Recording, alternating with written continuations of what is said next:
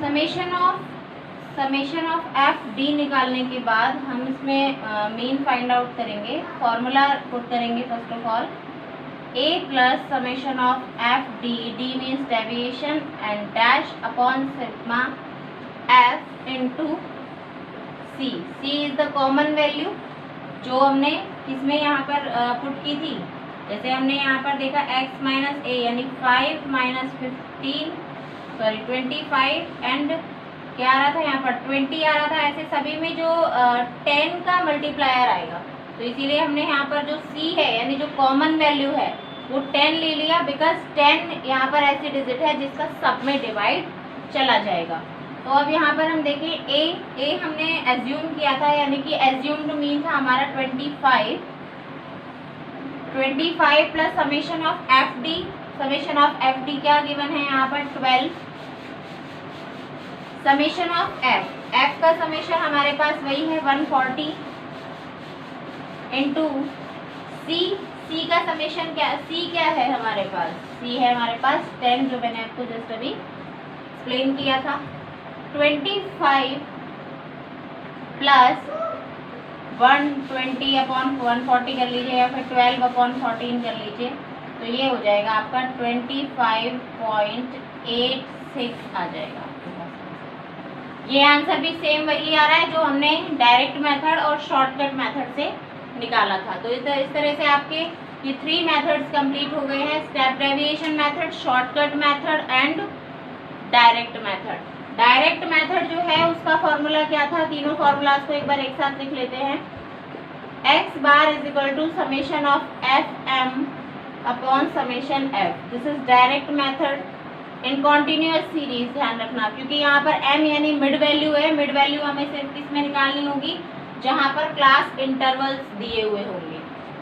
Next a plus summation of F D upon summation of F, ये हमारा formula है किसका, शॉर्टकट मेथड का। नेक्स्ट अगर हम बात करें स्टेप डेविएशन, जो आपके सामने लिखा हुआ है A plus summation of F D dash upon summation of F into C. बहुत बार क्या करते हैं स्टूडेंट्स की ये जो समेशन है ए है इसको इसके साथ लिख देते हैं, जैसे मैंने यहाँ लिखा है इसीलिए लिखा है इसको। ये समेशन ऑफ एफ डी के साथ ना होकर के क्या होता है, इस कंप्लीट को हम जब सॉल्व कर लेंगे तो उसके बाद इसमें प्लस करेंगे, पहले इसमें कोई छेड़छाड़ आपको नहीं करनी है।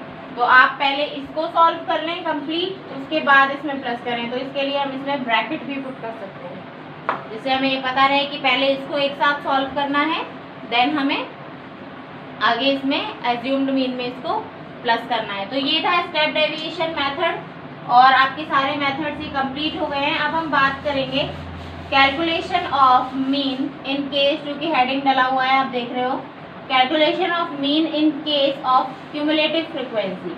क्यूमुलेटिव फ्रीक्वेंसी के केस में जो कैलकुलेशन है मीन की वो क्या होती है। देखें क्यूमुलेटिव फ्रीक्वेंसी क्या होती है, सबसे पहले तो हम ये बात करते हैं क्यूमुलेटिव फ्रीक्वेंसी क्या होती है। क्यूमुलेटिव फ्रीक्वेंसी एक ऐसी फ्रीक्वेंसी है जो कि हम कैसे फाइंड आउट करते हैं। देखिए क्यूमुलेटिव फ्रीक्वेंसी है जो ज़्यादातर ऐसे क्वेश्चंस में देखने के लिए आपको मिलती है, जैसे less than 10, less than 20, less than 30, less than 40, less than 50।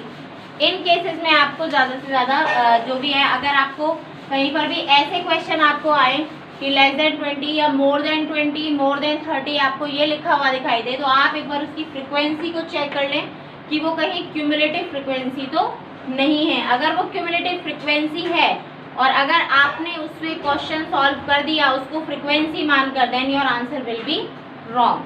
तो यहाँ पर हम क्या करेंगे, ये लेस देन है फर्स्ट ऑफ ऑल। कई बार स्टूडेंट्स क्या करते हैं कि इसी को मानकर क्यूमुलेटिव फ्रिक्वेंसी को मानकर इसको क्या कर देते हैं, सॉल्व कर देते हैं और आंसर गलत हो जाता है। तो क्यूमुलेटिव फ्रिक्वेंसी है या नहीं वो देखेंगे। सबसे पहले हम ये देख लेते हैं कि क्यूमुलेटिव फ्रिक्वेंसी फाइंड आउट कैसे करते हैं, क्यूमुलेटिव फ्रिक्वेंसी को कैसे फाइंड आउट करते हैं। तो मैं ये वाला जो हमारा क्वेश्चन है, इस क्वेश्चन के अकॉर्डिंग मैं क्यूमुलेटिव फ्रिक्वेंसी आपको निकालना बताती हूँ। देखिए यहाँ पर हमारे मार्क्स 0 to 10, वही 10 to 20, 20 to 30, 30 to 40, 40 to 50, और यहाँ पर ये हमारी फ्रिक्वेंसी गिवन है 20, 24, 40, 36 एंड 20। ये फ्रिक्वेंसी। अब फ्रिक्वेंसी से क्यूमुलेटिव फ्रिक्वेंसी किस तरीके से फाइंड आउट करेंगे? देखिए, क्यूमुलेटिव फ्रिक्वेंसी हमें फाइंड आउट करेंगे कैसे? फर्स्ट ऑफ ऑल जो फर्स्ट फ्रिक्वेंसी है उसको एज इट इज पुट कर दो। लिख दिया हमने 20 का 20। अब क्या करेंगे? ये जो फर्स्ट क्यूमुलेटिव फ्रिक्वेंसी है इसको नेक्स्ट फ्रिक्वेंसी में ऐड कर दो और यहाँ लिख दो। क्या आएगा? 20 + 24 44। अब इसको इसमें ऐड कर दो। क्या आएगा? 84। इसको इसमें ऐड कर दो। क्या आएगा? 120। इसको इसमें ऐड कर दो। क्या आएगा? 140। इस तरीके से आप क्यूमुलेटिव फ्रिक्वेंसी को फाइंड आउट कर सकते हैं। ऐसे निकालते हैं हम क्यूमुलेटिव फ्रिक्वेंसी। और एक चीज ध्यान रखने की इसमें ये भी है कि जो क्यूमुलेटिव फ्रिक्वेंसी है उसका जो लास्ट नंबर होता है वो फ्रिक्वेंसी का सम होता है। The last number of cumulative frequency या the last cumulative frequency is the summation of all the frequencies in the statistic series। देख लीजिए यहाँ पर कितना आ रहा था इसका समेशन? 140 आ रहा था। यहाँ पे 140 इसका समेशन आ रहा है और यहाँ पर हमने क्या कर दिया इसका देखें तो यहाँ देखा तो हमने यहाँ पर भी क्या आया? 140 आया। अब ये तो हो गया, ठीक है, क्यूमुलेटिव फ्रिक्वेंसी होती क्या है। अब हमें कैसे पता चलेगा कि क्यूमुलेटिव फ्रिक्वेंसी गिवन है या फिर फ्रिक्वेंसी गिवन है? ये हमें कैसे पता चलेगा? तो ये हमें ऐसे पता चलेगा कि क्यूमुलेटिव फ्रिक्वेंसी जो है उसको हम ऐसे फाइंड आउट कर लिया हमने ये। अब किसी भी क्वेश्चन में आपको क्यूमुलेटिव फ्रिक्वेंसी वो दी हुई है या नहीं दी हुई है वो आपको पता चलेगा कैसे कि क्यूमुलेटिव फ्रिक्वेंसी जो होती है हमने अभी देखा कि फ्रिक्वेंसी का एडअप होती है, फ्रिक्वेंसी का सम होती है क्यूमुलेटिव फ्रिक्वेंसी। ये अभी हमने देखा था जस्ट। फ्रिक्वेंसी का सम होना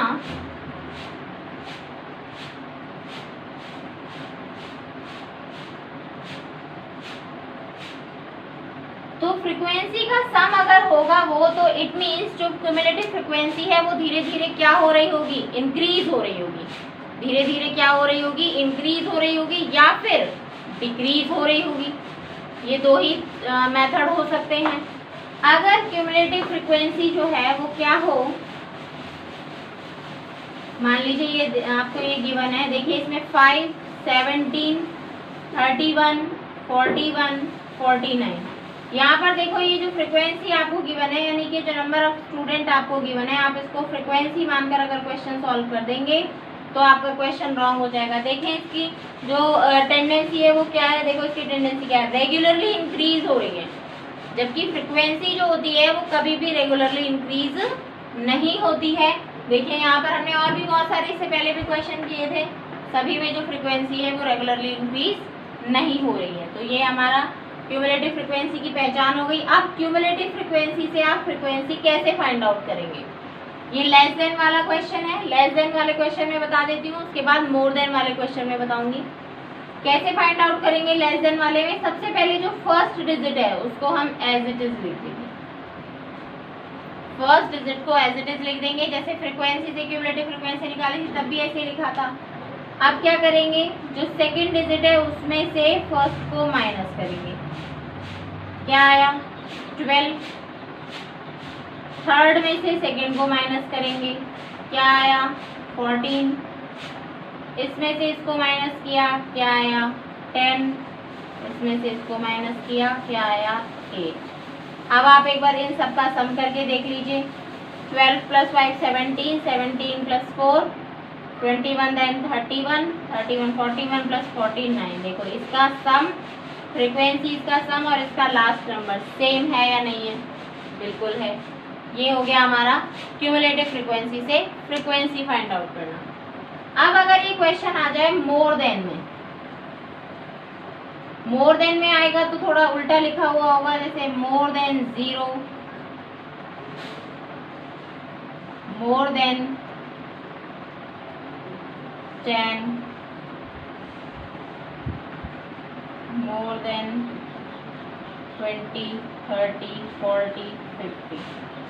इसमें लिखा होगा 49, 41, 31, 17 एंड 5। ये आ गया इसमें। अब हम बात करते हैं कि इससे कैसे फाइंड आउट करेंगे हम।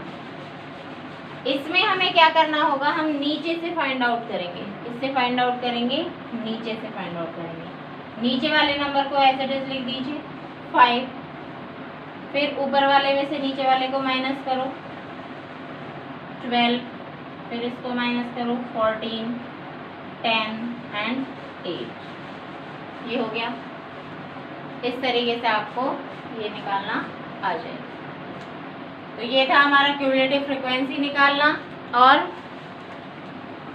क्यूमुलेटिव फ्रीक्वेंसी के साथ साथ क्या निकालना, आपको पहचानना भी कि क्यूमुलेटिव फ्रीक्वेंसी क्या होती है।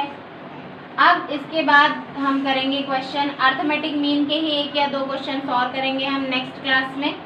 और यहाँ तक कि क्यूमुलेटिव फ्रीक्वेंसी निकालना, ये सारा आपको सेट कर देना है। एक चीज़ और, पहले इनको, ये जो लेस देन 10 है, लेस देन 10 को हम क्या बनाएंगे 0 to 10, यानी 10 से कम है ना। लेस देन 20 को हम क्या बनाएंगे, यानी कि 10 20 से कम है, और यहाँ पर हमने 10 तक ले लिया तो 10 to 20, 20 to 30, 30 to 40, 40 to 50। ये हो गया। ऐसे यहाँ पर मोर देन 0 है तो 0 से ज़्यादा है, यानी 0 to 10, 10 to 20, 20 to 30, 30 to 40, 40 to 50। इस तरीके से बन जाता है। ऐसे आपको इसको सेट करना होगा। ये हो गया हमारा क्यूमुलेटिव फ्रीक्वेंसी सीरीज। नेक्स्ट आगे की क्वेश्चंस करेंगे और कुछ क्वेश्चंस आपको मिसिंग फ्रीक्वेंसी वगैरह के आपको सॉल्व करवाएंगे बोर्ड पर। तो स्टडी करिएगा और आज क्वेश्चंस भेजेंगे आपको, क्योंकि तीनों सीरीज़ हमारी कंप्लीट हो गई हैं।